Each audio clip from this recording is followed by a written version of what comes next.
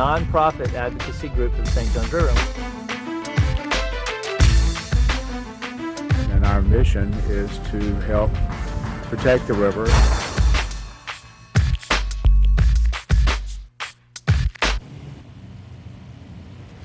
Hi, I'm Lisa Reineman, your St. Johns Riverkeeper, and so happy to be here today on the St. Johns Riverkeeper Show, along with our Outreach Director, Shannon Blankenship. Welcome today. Thanks for having me. And we are very excited to be here. We've got lots of fun things happening this fall, some challenges to talk about as well, but first we're going to talk about some of the exciting things you can do to get out and celebrate the St. Johns River. For those of you that haven't joined us before, just want to tell you a little bit about us. We are a nonprofit organization. It is our focus to protect and restore and celebrate the St. Johns River and really give the river a voice. And we do that in many ways. We do that in celebrating our river, educating folks how they can be more river friendly, understand the history, as well as we have to understand the threats and how we can help fight back those threats and get people to protect the St. Johns River instead of forcing us to restore the damage that may be done. But again, first we're going to turn it over to Shannon and talk about some of the exciting things. There are more and more people getting out on the St. Johns and celebrating her along the banks as well in the waters. And it's more important for us to do our job to restore the river, protect it, make it cleaner so we can do more and more of these events. But Shannon, tell us about some of the things happening in September that are right around the corner that folks can get out and celebrate the river. Yeah, so this summer has been hot. Yes, it has. I've definitely gotten to experience a lot of really fun and interesting events on the river, but September is going to be unique. We're doing a lot more out on the water because it's the time of year to really get out on the water again after a prolonged summer of sort of, upper 90s and even triple-digit temperatures. And so a lot of people have wisely formed a lot of really cool events starting in September. The first September event that I want to highlight, this is after the Labor Day weekend, so after you all get back from your holidays and vacations, you should come out to the Riverside Arts Market and welcome in Jim Alabiso.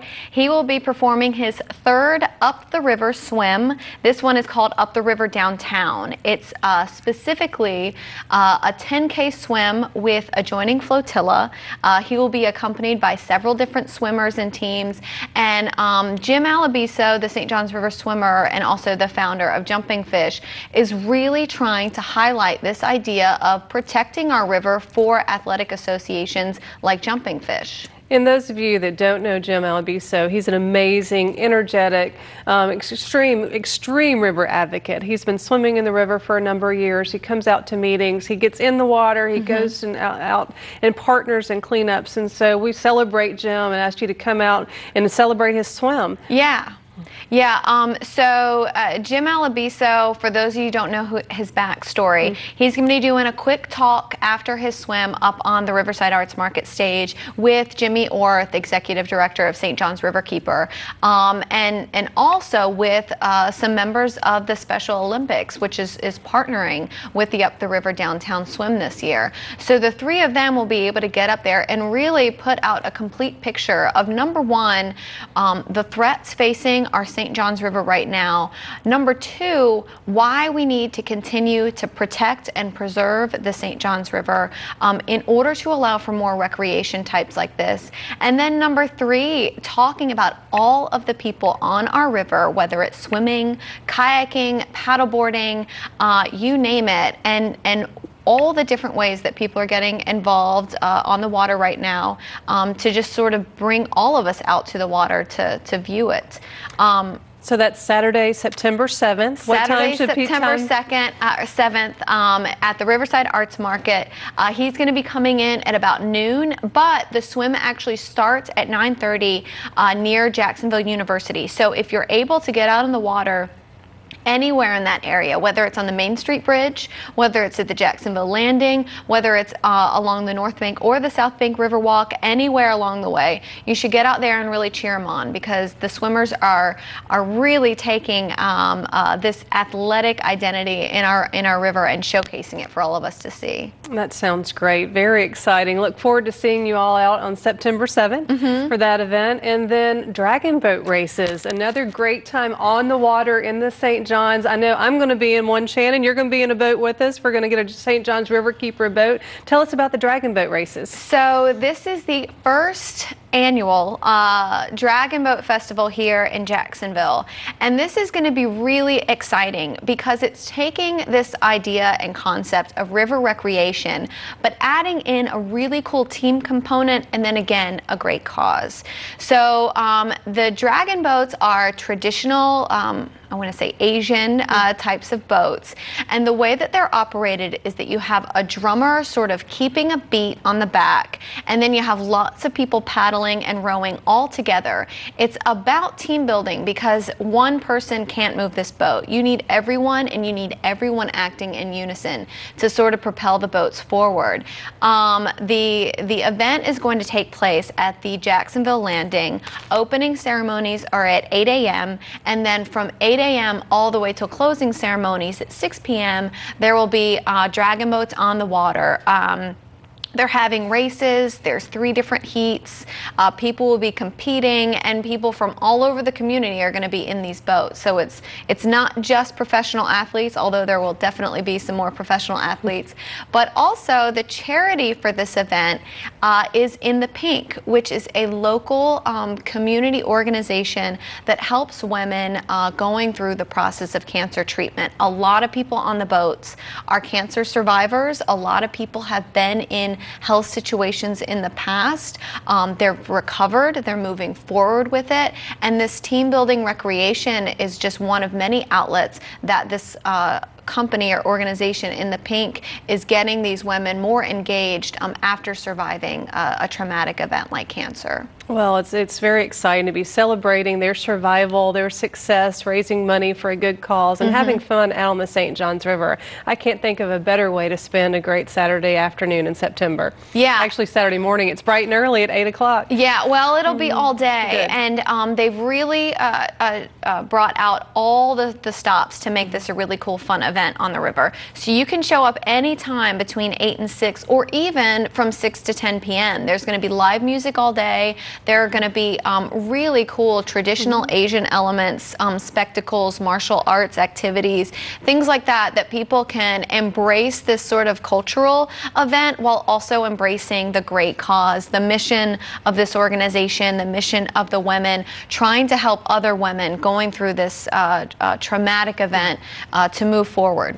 That's exciting, and the more information can be found on our website at stjohnsriverkeeper.org on all the events we're talking about today. Yeah. And the third event we're going to talk about is focusing on a tributary, a very important tributary. The St. John's River is only as healthy as our tributaries are. Tell us about McCoy's Creek and some of the festivities and the cleanup going on there. Sure. So McCoy's Creek is really an interesting one to talk about. It's one that's near and dear not only to myself and our organization, St. John's Riverkeeper, but also to a dedicated group of volunteers, the Rising Tides and the Jacksonville JCs. We've been out at McCoy's Creek cleaning up monthly ever since December of 2012, and then several cleanups before that as well. But bringing people out every single month to clean up this tributary, we are finally seeing some really, really positive results. Just this past week, August 18th, we did a cleanup, and we had volunteers scattered for almost 3/4 of a mile picking up trash because there wasn't as much trash there to pick up. You know, before we were in these big clusters removing these giant trash jams of litter, and now literally we've done such a good job that we have to spread people out farther and farther along the creek in order to find the trash and take up that 2 hours. So in sort of moving forward with all this momentum from cleaning up McCoy's Creek, we're having a festival on September the 28th. Now, it's a Saturday morning, and we're going to be doing a creek cleanup in the morning like we always do. It'll be from 9 to noon. We have 8 different sites, and people can contact me via our website if they want to help clean up. But the North Florida Land Trust is following up our cleanup with a really cool Emerald Necklace Festival. And maybe you can talk a little more about what the Emerald Necklace is and why we really want to bring people out to our parks and waterways to celebrate it. Most definitely. One of the most exciting things about our downtown is the fact it sits on the banks of the St. Johns River. And two beautiful tributaries flank our downtown. One is McCoy's Creek, which we're celebrating, and then Hogan's Creek. And for years, downtown advocates have talked about the design as part of the 2000 Downtown Master Plan of having an emerald necklace, embracing downtown, connecting the urban neighborhoods, and really developing the park system around Hogan's Creek, McCoy's Creek, connecting it to the St. Johns River, North Bank Riverwalk, and having an amenity that's going to get people out cycling and bicycling. And it's really could be a catalyst for downtown development. It connects all of these neighborhoods, and with all of the development that's happening in Brooklyn right now and along the river in McCoy's, it's really, it seems to be a lot of energy around all of this activity, and a lot to thank for the cleanup that the rising tides have been doing over the last several months. Yeah, McCoy's Creek is really special, I think, because all of our urban tributaries in Jacksonville are facing significant threats, but not all of our urban tributaries are so easy to bring volunteers out and actually make a difference. Now, a lot of the problems facing McCoy's Creek is simply the amount of litter and debris that naturally washes into that creek because of our older neighborhoods and the way that our roads and stormwater sort of bring all that trash in there. Now, because it's all litter, because it's a lot of tires, because it's a lot of industrial waste that comes off all the buildings where McCoy's Creek is sort of their backyard ditch. All of that is really sort of almost easy to be able to pick up and pull out of there. And not the volunteers should be the ones doing all of that work, but being able to bring volunteers out there and community members out there and see how much better it can get has been a great forward momentum. The Emerald Necklace Festival is going to celebrate this concept of embracing our parks and embracing what they have potential to be for both pedestrians and for cyclists and for the community. There's going to be live music, there's going to be food trucks, there's going to be environmental ecological tours along the creek, so you can learn a little bit about identifying some of the plant species and the tree species living along Hollybrook Park and the creek. And then there's going to be a lot of tabling too from local groups that have been working out there on McCoy's Creek to help repair and restore it. So from noon to 4 on September 28th at Hollybrook Park. All of those things are going to be going on, and I'd encourage everyone to come out there and finally see how beautiful McCoy's Creek really is for our Riverside, Brooklyn, and Murray Hill neighborhoods. Well, and again, it connects all these neighborhoods to downtown, and there's so much excitement about what can happen in downtown. The North Bank Riverwalk made a huge difference. You go out on any day, and there's joggers and folks with baby strollers and bicyclists, and we had the Riverside Arts Market, and so the energy is come a long way, and it's good to see. Yeah, and I think too, the ability that we have to connect these parks and make this grand Emerald Necklace type of pedestrian and biking trail is just the potential is amazing.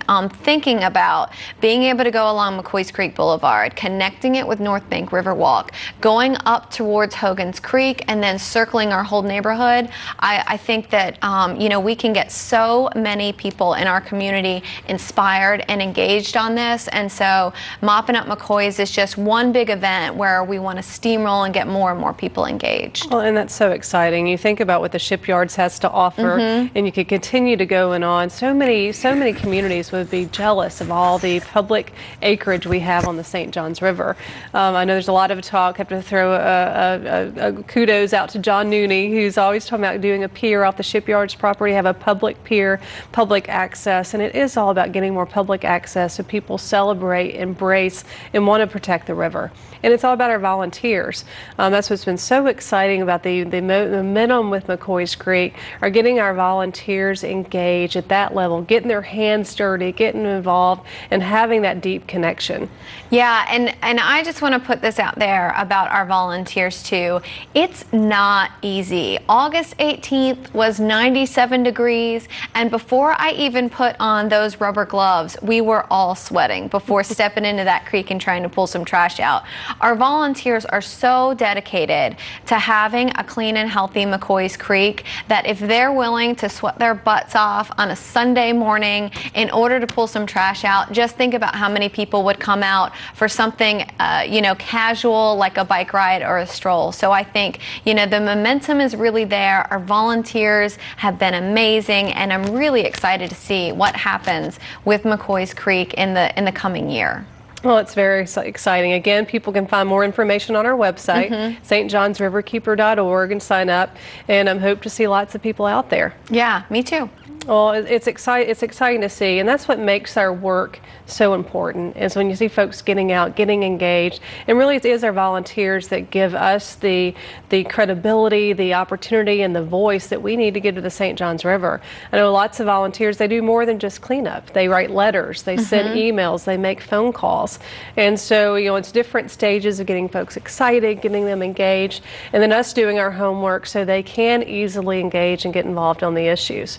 One of the things that we've been talking about a lot in Jacksonville right now is the dredging of the St. Johns River. And it's a huge concern of ours. We've been working on this for over 2 years. Many of our volunteers have, and we're very fortunate to have an all-volunteer expert team that's been working on very closely on the engineering issues, the hydrological issues, all of the focus on the economic issues and the legal issues that come to this. It's a huge project. So it's good to see people getting out exciting and working on the river, and also asking the tough questions about what these things will do to the future of the St. Johns River. Yeah, so maybe just in talking about that a little bit, what are some of the public concerns that you've heard through a lot of these public forums and a lot of these events that you've been at? Sure. In regards to the dredging, just for those of you that haven't heard about this issue, our port is wanting to expand to be able to accept the larger ships with the expansion of the Panama Canal.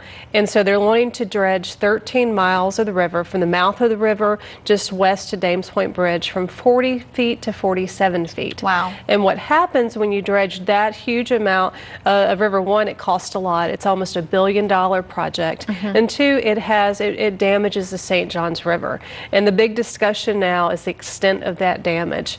Recently, the Army Corps of Engineers, they're in charge of looking at the environmental assessment, the environmental impact. They released a study that's thousands of pages long. If it was stacked, it would be almost as tall as you are. It's a huge document. We've been working through that. And unfortunately, the document is underestimating the environmental impacts in several different ways. We found numerous inaccuracies and mistakes that we're working with the Corps to correct. And there's also numerous reports that aren't even completed yet. So we're making a major decision on whether to dredge or not a river, how deep to dredge the St. Johns on incomplete data. So that's a big issue. We've also discovered that the economic impact locally has not been validated. It's not been thoroughly assessed. There's not even a document that's backing up the job figures that the community's talking about. So we need to get those economics issued. And then the mitigation plan that they are offering to mitigate the potential damage that we're assessing it's not going to undo the damage done.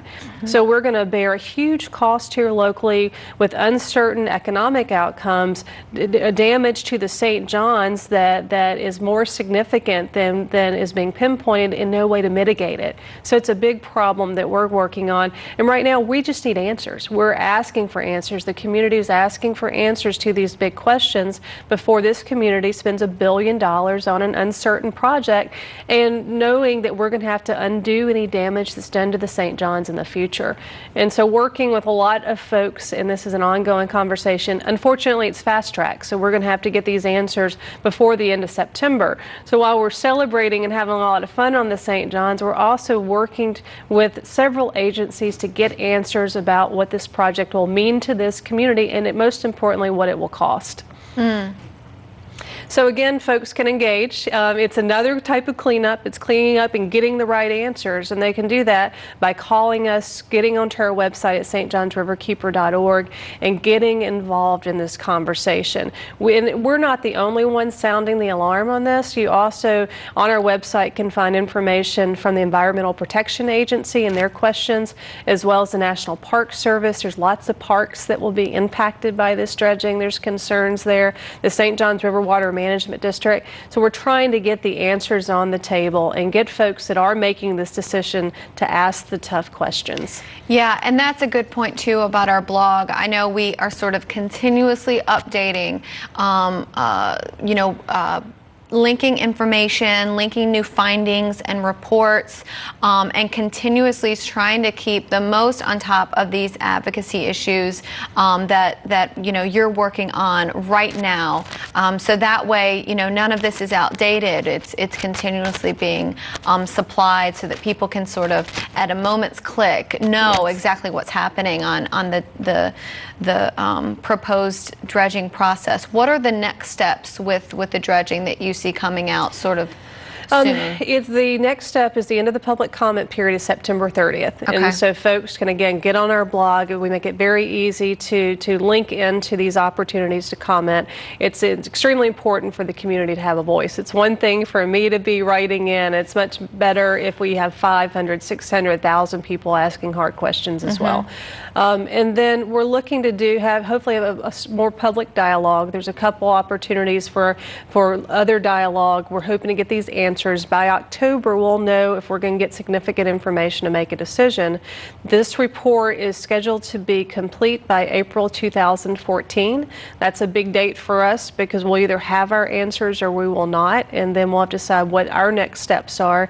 And then in 2015, this community is going to have to figure out how to pay for it. Again, it's a minimum of $733 million, and over 50% of that comes from local resources. And so we have to figure out how are we going to pay for this? Where are we going to take it from? And that's something that will gear up in 2015. So it's early in the process. It's kind of a unfortunate process. It makes you deals with the environmental impacts, the mitigation, all at the same time, and you have to work it out now, knowing that things could change as we start moving forward. And construction would not start if this moves forward until 2018. So it's a while out. And some of the economic returns they are talking about that we think are being overestimated aren't until 2035. So it's a very long process. We've been working on it for years and we'll continue to do so. So stay tuned to our blog, get involved, call us, ask questions, and there'll be some more public dialogue and public forums as this process continues. Sure. And so what other issues right now are you really active on and working on facing the St. Johns River? One is the threat to Silver Springs. Silver Springs is one of our largest providers of fresh water, and the fresh water is critical. One of the issues with the dredging, it's going to bring in more salt water, and so we need to make sure that we keep as much fresh water in the system to keep that balance that we celebrate now.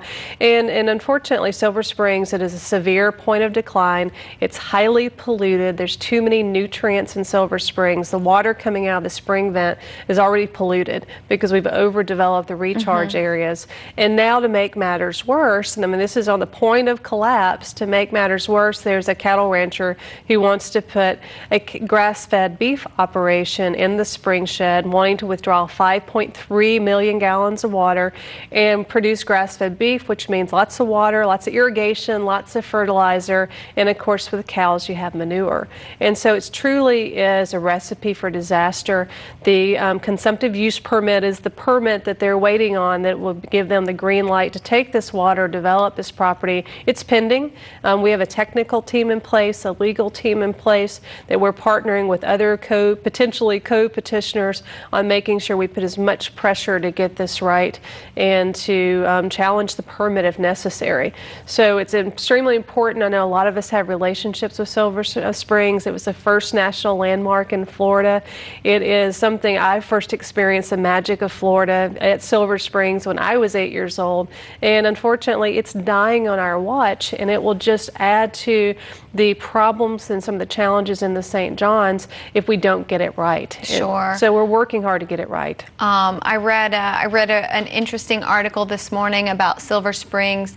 Because of the recent transition to making it a state park, they're doing some archaeological digs, and they're actually finding thousands of artifacts from not just Native Americans, but from Mastodon times, from even the 1950s. The Silver Springs has been such a celebrated park through all of Florida's history that the archaeological aspects over there are just really incredible. And I like reading things about that involving Silver Springs, because it shows you how important this spring has been, not just in our time, but in so many different people's times. That to think about the declines it's going through, the 92% of biomass of fish, of eelgrass being gone, to think about even in the 1950s being able to look down from the glass bottom boats and see so many different species of fish that kids can't see anymore, to think about the declines that it's going through, and really a lack of any, proactive work to restore that. And in fact, Adena Springs Ranch is such a great example of ideas, projects being put in place, being proposed for the spring shed that would not only not benefit the spring, but would really dramatically continue to reduce that biomass that we all used to enjoy in Silver Springs. It's really sad. It is sad. I mean, I first went to Silver Springs in the 70s. And in the 70s, I can still remember the magic of looking in the glass bottom boat. It was like looking into a well-stocked aquarium, but it was endless.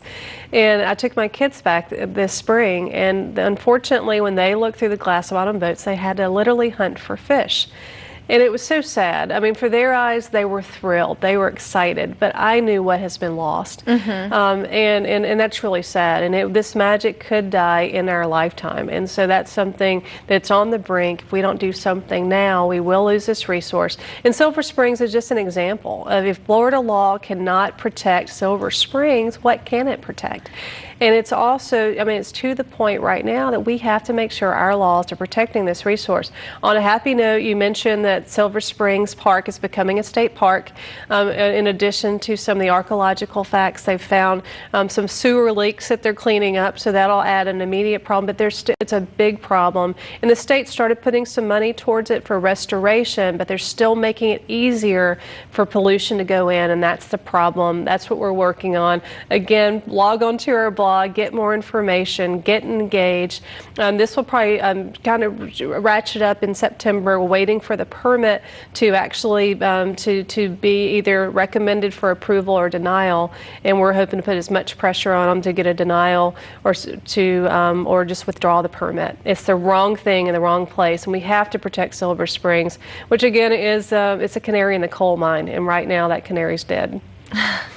Well, it sounds like we have a lot of news that we're waiting to hear about in September. And then we also have a lot of great events and ways to celebrate the river in September. And just to sort of put those two in perspective, and I know you probably agree, while we are getting some really upsetting news about things happening in our watershed, having these events, bringing people to the river, showing people the cause, showing how many people are inspired by the St. John's River, whether it's swimming in the river, whether it's getting in a team dragon boat, whether it's out there pulling up trash from our waterways, from our creek.